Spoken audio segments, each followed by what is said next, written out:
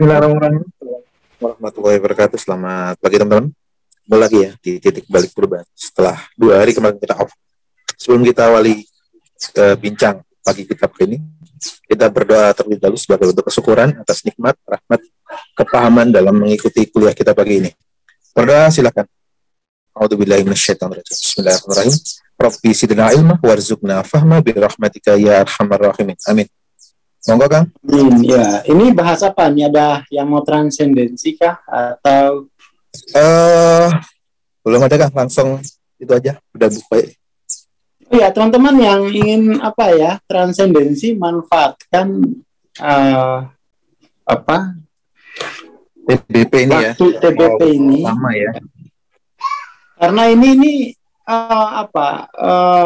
sama efektifnya gitu loh. Sama efektifnya. Tidak ada perbedaan. Jadi tidak akan dibedain gitu bab jiwanya. Seperti itu. Ini tadi habis ada sesi ya. Kalau ini oret-oretan beda buku semalam. Ya, nanti kita lanjutin bab tentang dissolving ego ya. Mana dia tuh? Ini dia.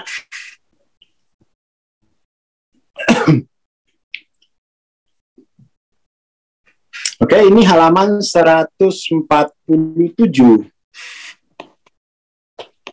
147 atau mungkin 149 di buku cetaknya. Yang belum punya bukunya, nabung, karena nanti itu setelah punya bukunya itu kan bisa bisa ngikutin beda bukunya sambil dioret-oret gitu ya.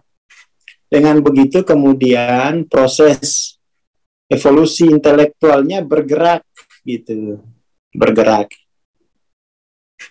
Jadi ya, kita mesti lebih banyak belajar gitu. Saya sendiri sampai hari ini itu masih setiap hari beli buku minimal 2 atau 3. Jadi kalau anak-anak itu udah COD, nah itu pasti buku saya itu. Ada yang kabur, ada yang ke depan gitu.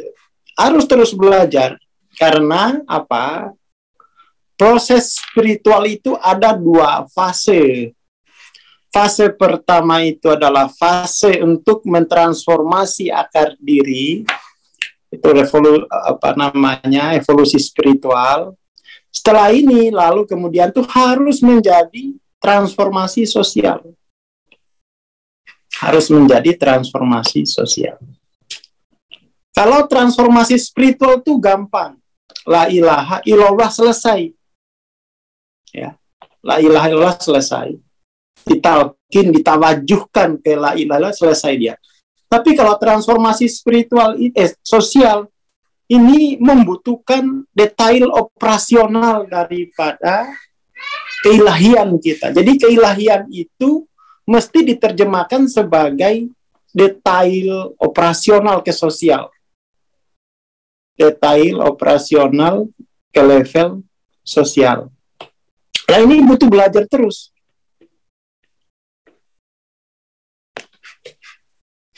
Butuh belajar terus. Kalau enggak, ya enggak bisa dia. Enggak bisa. Enggak bisa. Oke, mari kita bacakan. Ya. Realisasi akhirnya terjadi bahwa aku bukanlah konten atau data. Ini penerjemahannya masih belum tertib kosakata konten. Melainkan medan impersonal yang jaraknya beberapa langkah dari konten.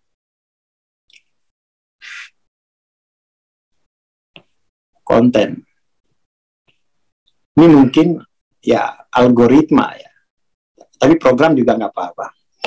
Tapi lebih jelas tuh kalau kita pahamnya sebagai algoritma. Kemudian akhirnya orang menyadari dirinya sebagai audiens, sebagai feel, bukan lagi sebagai partisipan atau subjek. Nah, ya itu proses spiritual seperti itu. Jadi kalau diurutkan ya, untuk sampai pada realisasi keilahian, untuk sampai, saya terangkan coba di sini ya, untuk sampai pada realisasi keilahian. Realisasi keilahian, tapi ini dari pengalaman saya sendiri ya. Artinya saya berbicara dari pengalaman yang saya jalani gitu. Mungkin kalau ada pengalaman yang lain, ya monggo dikabarkan ya. Jadi kita mesti paham ya. Kita mesti membedakan bedanya berpikir dan bersaksi atau berzikir.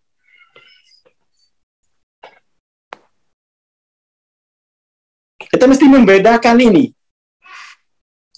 Kemarin waktu di waktu kuliah umum di UNY, saya menjelaskan ya dari mana kita tahu kita sudah berpikir, ya kan?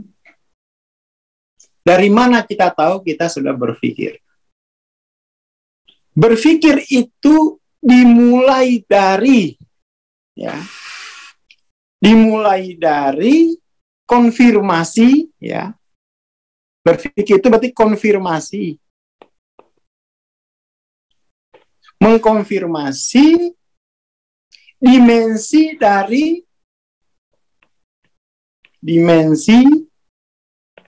dari arah pandang bagi yang bisa melihat. Jadi yang bisa melihat itu bisa mengkonfirmasi dimensi dari arah pandangnya. Kebetulan kemarin ada kasus unik ya. Ada kasus unik, ada orang PCI, lokalitas penglihatannya sudah tidak berfungsi. Lalu saya berpikir, berarti ini nggak bisa berpikir gitu. Kemudian saya renungkan kembali. Kalau definisi saya berpikir itu adalah konfirmasi dimensi dari arah pandang, bagaimana dengan orang yang tidak bisa melihat? Maka saya kasih strap di sini. Berpikir adalah konfirmasi dimensi dari arah gerak. Jadi kalau arah pandangnya belum berfungsi, maka arah geraknya pasti berfungsi. Seperti itu. Oke ya, jadi berpikir itu dimulai dari mengkonfirmasi dimensi arah pandang atau arah gerak. Artinya dia mengkonfirmasi ruang. Ruang itu apa sih? Ya, dimensi arah pandang atau arah gerak. Nah, seperti ini. Set arah pandang, arah gerak itu kan cuma 3 dimensi. Yaitu ke depan namanya panjang, kiri kanan namanya lebar, kemudian atas bawah namanya tinggi. Ini harus mahir, ya. Harus punya, ini pintu masuk pertama di alam tampak.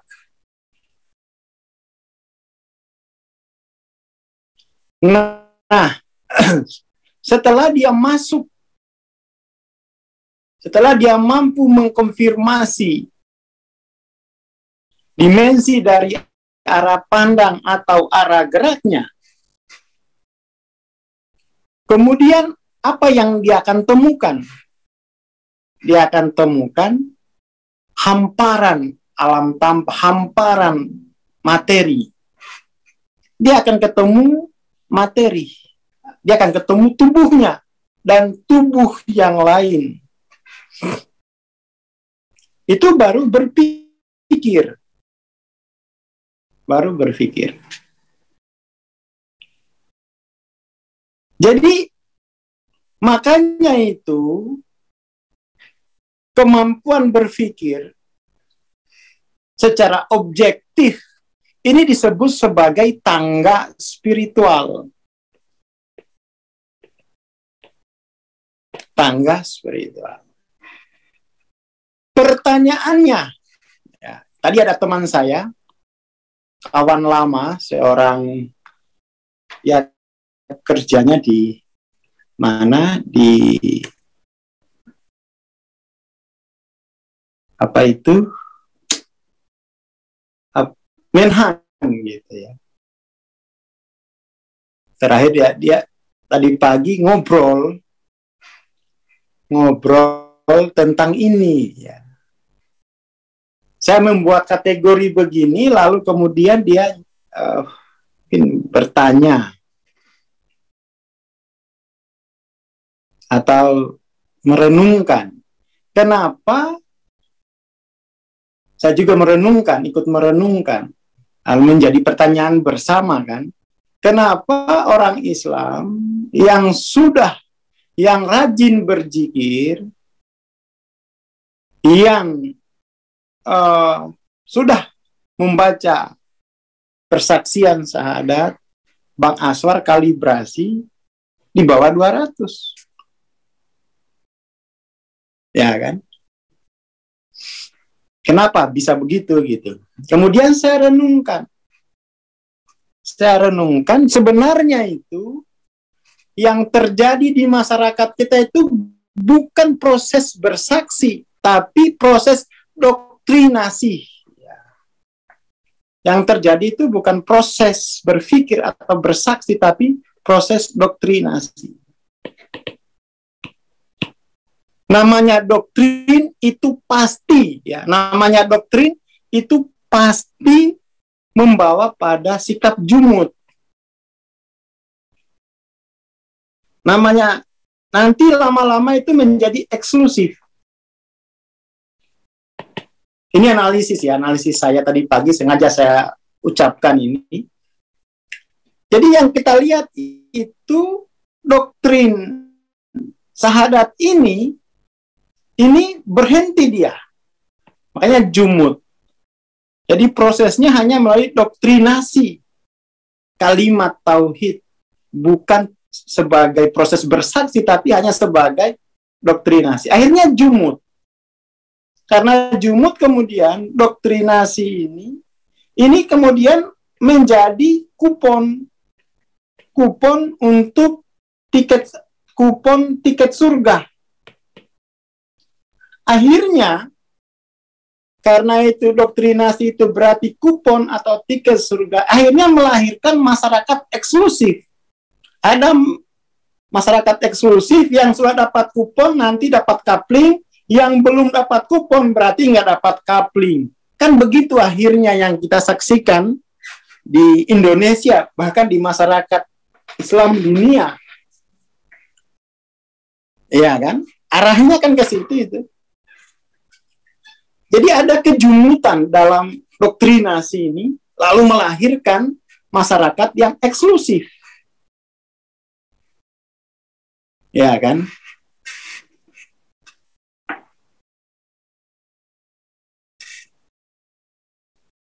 Doktrinasi itu sebenarnya tidak boleh berhenti. Dia mesti berhenti ke proses selanjutnya. Jadi doktrinasi tentu kita tidak bisa hilangkan dari proses. Ya, nggak apa-apa lah di sini dulu. Pernah berpikir doktrinasi. Ya, nggak. Tapi nggak boleh stuck, nggak boleh berhenti. Dia harus dilanjutkan ke proses berpikir. lalu ke proses bersaksi. Jadi tidak jelek doktrinasi, ya. Tetapi kalau dia mandek, dia jumut, nah itu yang berbahaya gitu. Kalau dia jumut, nah itu berbahaya. Akhirnya menjadi eksklusif. Padahal jumut eksklusif ini musuh dari Islam sejak awal.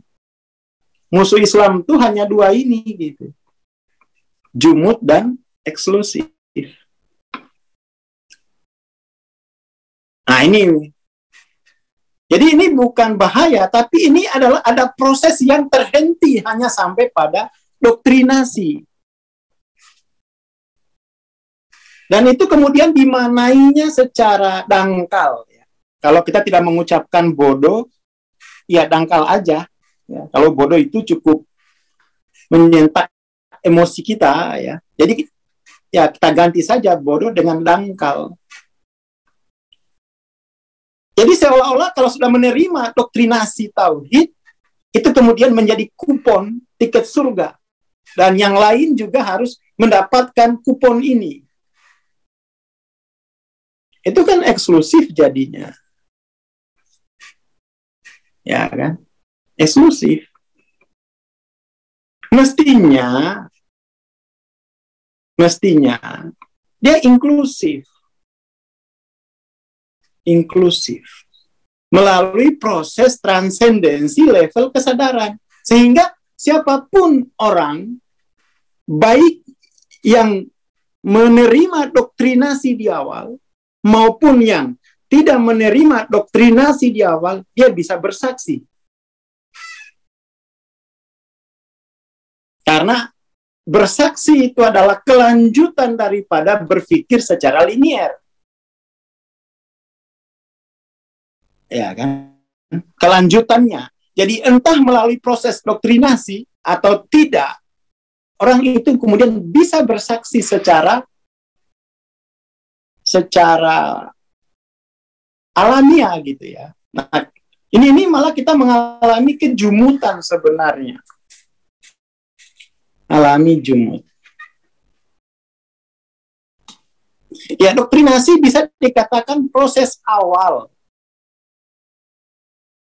Nggak masalah. Tetapi kalau dia berhenti, tidak ke berpikir, tidak ke bersaksi, maka kemudian itu berarti doktrinasinya itu menjadi penyakit. Jadi penyakit. Itu yang harus kita sadari ya. Makanya kemudian, oh ya terkalibrasi di bawah 200, berpikir aja belum. Apalagi bersaksi. Kalau doktrinasi ya. Tapi kalau bersaksi itu kelanjutan dari berpikir linier. Ya kan? Nah, mari kita kembali ke proses berpikir.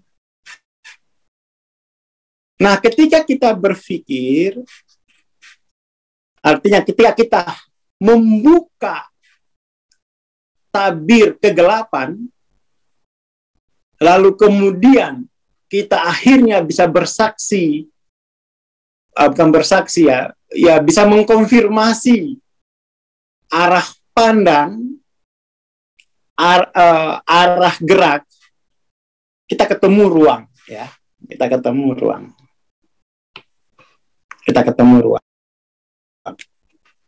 Dalam ruang itu, akhirnya kita ketemu tubuh kita. Kita ketemu tubuh kita dan tubuh yang lain. Itu satu. Lalu, secara spiritual, itu terjadi evolusi sejak dalam ruang. Evolusi dari jati diri. Evolusi jati diri. Kita melihat fase dalam ruang ini setidak-tidaknya ada 3 kali, ada 3 fase evolusi jati diri. Yang pertama, kita menemukan jati diri kita, anak-anak, di fase anak-anak, jati diri kita itu ikut pada tubuh yang lain. Dunia eksternal. Jati diri kita itu mengakar pada tubuh yang lain. Tubuh ibu kita, tubuh ayah kita. Ya, dari lingkungan lah. Di fase inilah kemudian itu, jika lingkungannya itu sakit, penuh konflik, penuh kekerasan, maka jati diri yang terbentuk akan ditenagai oleh energi konflik, energi kekerasan. Fase 1 itu. Saya ulangi. Jika lingkungan eksternal dominan energi konflik kekerasan, maka jati diri yang tumbuh di fase ini akan ditenagai oleh energi konflik dan kekerasan itu seperti itu. Itu 1. Jadi ada problem di sana. Ada problem di fase itu. Yang kedua, ini baru dengan berpikir ini baru berpikir. Di fase kedua, kita harus, pada akhirnya kita mulai bisa sadar bahwa jati diriku ini mengakar pada tubuhku sendiri. Tidak lagi mengakar pada tubuh yang lain. Itu fase kedua. Kalau fase pertama, itu ada, maka saya ada.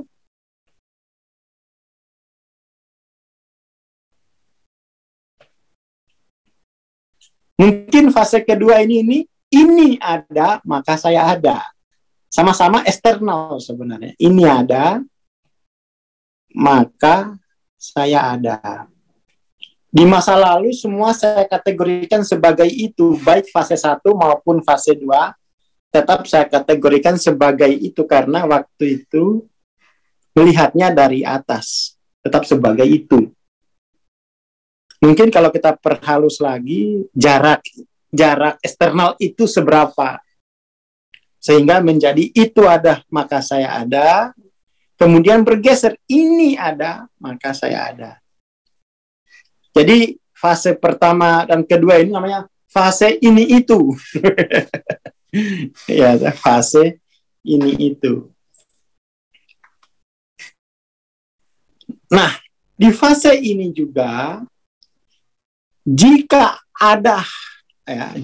tubuhnya terdampak oleh energi kekerasan, energi konflik, misalnya dikatain, tubuhnya direndahin, dikerasin, ya, maka itu juga akan mengganggu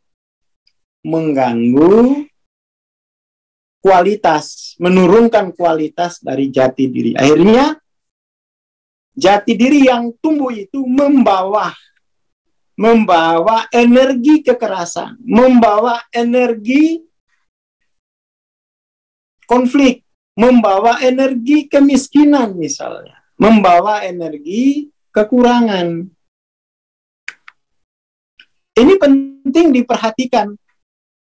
Biar kemudian itu kita mengerti apa yang disebut dengan proses transendensi kesadaran. Makanya proses transendensi kesadaran sifatnya sangat-sangat subjektif. Jangan ikut-ikut campur, karena itu soal energi yang mengeliputi jati dirinya. Jangan mengukur, jangan nanding, karena tidak sama. Karena tidak sama. Kalau bisa, tolong. Begitupun misalnya yang sudah terdampak kekerasan, ya, jati dirinya diliputi energi kekerasan, psikologi jati dirinya diliputi oleh energi konflik, ya jangan juga merasa bahwa hanya ini gitu. Sehingga kemudian orang harus semua dikerasi. Kalau saya nggak marah, nggak dapat. Nah, itu kan generalisasi. Ya. Jadi kita penting menyadari tahapan ini. Tahapan. Nah, kemudian di fase ketiga,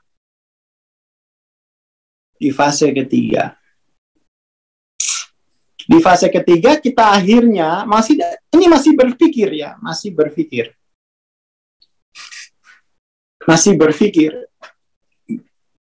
Kita mesti mengalienasi tubuh sendiri sebagai jati diri. Kita mesti mulai merangkul seluruh tubuh adalah jati diriku, artinya masyarakat. Nah, ini kan pernah saya jelaskan di rekaman, Dissolving Ego, dilihat lagi ya. Yang begini inilah. Pertama kan ini. Dilihat lagi rekamannya itu. Baru diginiin. Nah, ini namanya masyarakat. Sebelumnya begini, gitu kan. Ada kan ya di rekaman Dissolving Ego? Coba yang sudah nonton, mohon konfirmasi, ada nggak? Ada. Nah, ini berarti punya nih, sudah nonton. Nah, itu bisa terpahami maksudnya itu kan.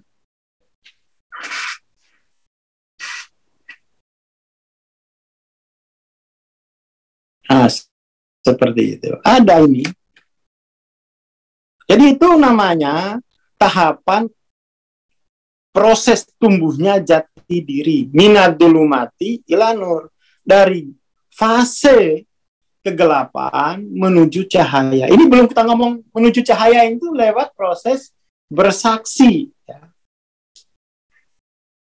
Jadi pada akhirnya, jika kita tumbuh secara sehat, kita akan merangkul seluruh tubuh yang lain sebagai jati diriku.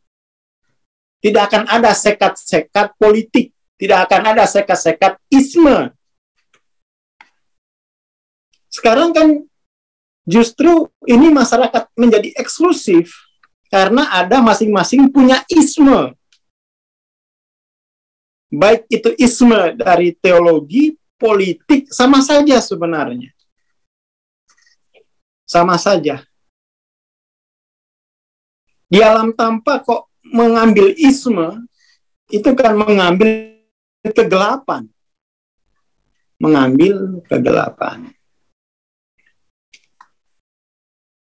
Ya kan? Nah ini nih, akhirnya kita ketemu di fase ketiga.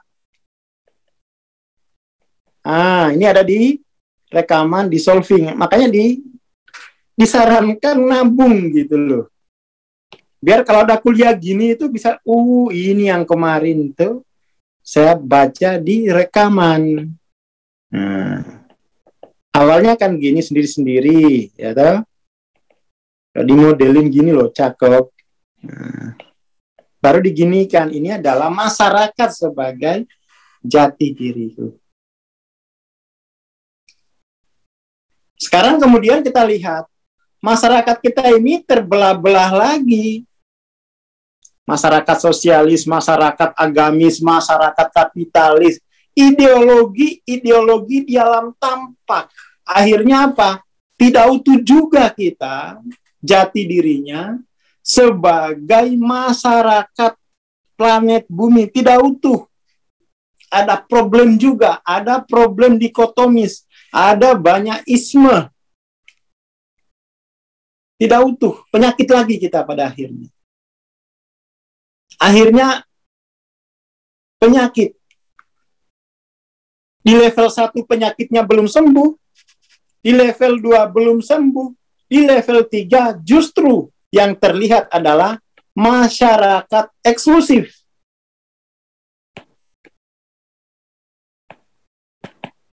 Mentok akhirnya perang ini, ya, atau akhirnya perang, karena yang terbentuk adalah masyarakat eksklusif. Perang ini akhirnya. Perang. Di sini belum tuntas, belum terpahami, di sini belum. Sakit kita sepanjang hidup. Jadi kita tidak paham bahwa alam tampak ini, alam sosial ini adalah proses, ini adalah jalan untuk menuju ilallah. Jangan ada eksklusivitas di dalamnya. Karena itu akan menghambat proses melewati kegelapan. Kenapa? Di dalam kegelapan ada energi konflik. Di dalam sudah gelap, ditambah lagi kita dengan energi konflik.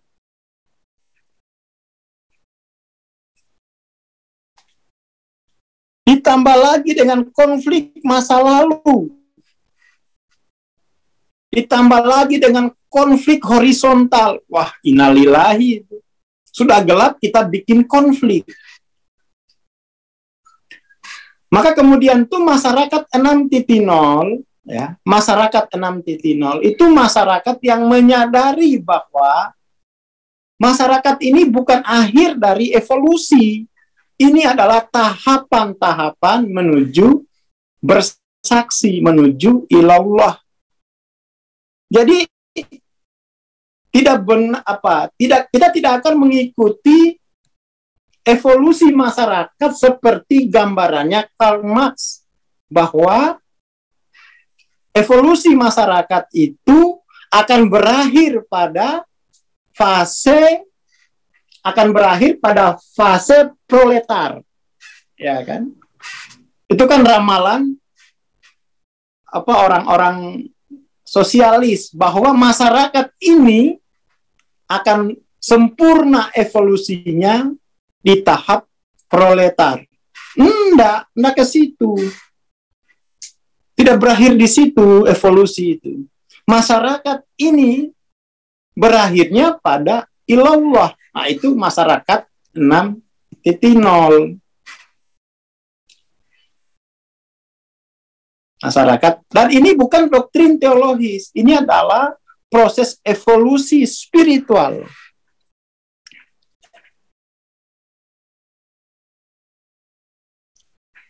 Nah, seperti itu. Nah, jadi masyarakat kita hari ini masyarakat yang sakit. Masyarakat yang sakit itu adalah berarti individu yang sakit. Individu yang sakit berarti masa lalu yang sakit. Sudah dalam kegelapan, sakit-sakitan lah. Sudah dalam kegelapan, sakit-sakitan. Nah, ini membutuhkan proses transendensi secara besar-besaran. Ya kan?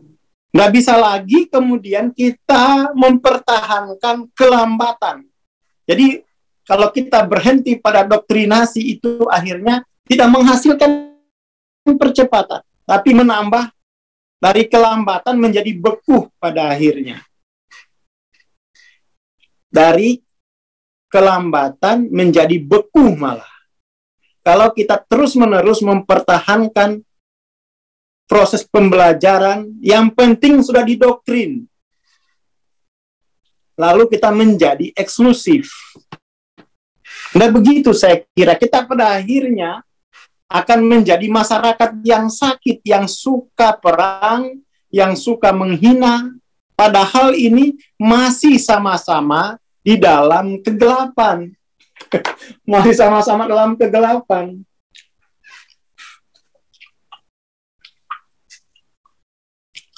Nah, ya, maksudnya itu ini ya. Jadi cerita kalimat ini itu berangkat dari konteks seperti itu gitu loh. Ini kalau yang punya bukunya ini, ternyata kata ini itu konteksnya kurang lebih seperti ini. Tapi kalau hanya baca ininya, nggak ikut pembahasannya, ya nggak dapat konteksnya. Nggak dapat konteksnya. Aku kok sudah baca buku spiritual banyak, tapi nggak berubah-berubah jati diriku. Gagal kontes. Gagal kontes. Oke.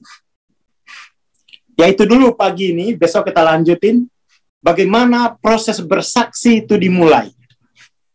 Ya, dong? Kalau proses berpikir dimulai dengan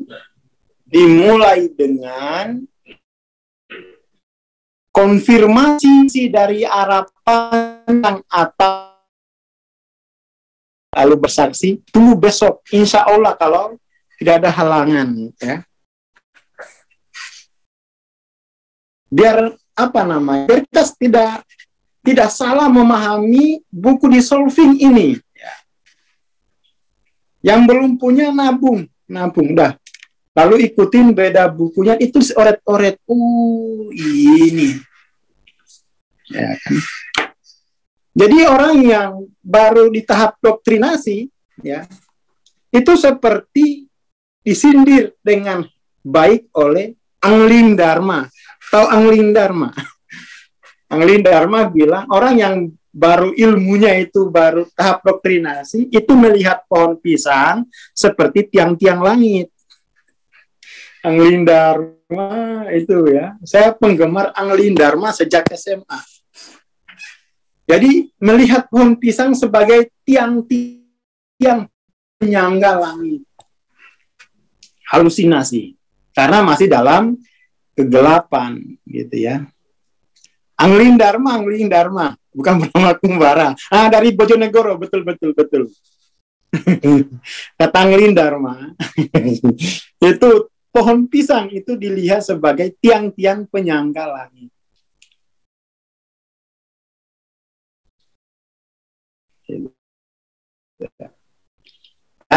Nanti besok kita lanjut.